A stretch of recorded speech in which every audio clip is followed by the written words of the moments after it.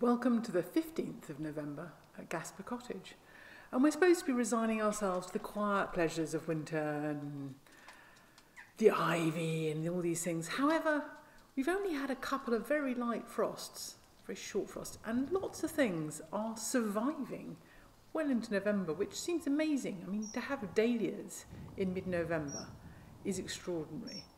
So, you know, the roses are a bit bashed, but we're still just loving them. And there's all sorts of things that are still really fresh and have new growth, which is just wonderful to see, the euphorbia. We've even got little flies. Who knew? And, you know, some of the late sown annuals have had a sort of second flush and are really looking fantastic. Not very tall, but just fresh and glorious.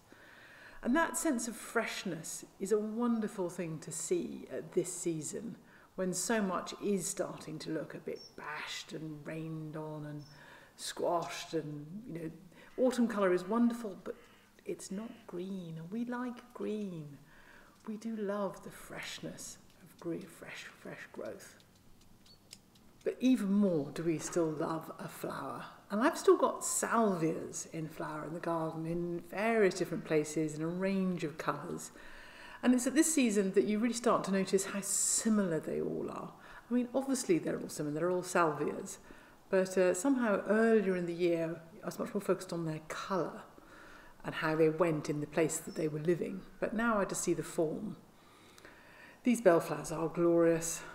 Nearly over, but they are glorious. Lots of things are starting to look a bit bashed, but even something that's a bit bashed, if you catch it in the right light with the sun behind it and the raindrops on it, is a miraculous beauty.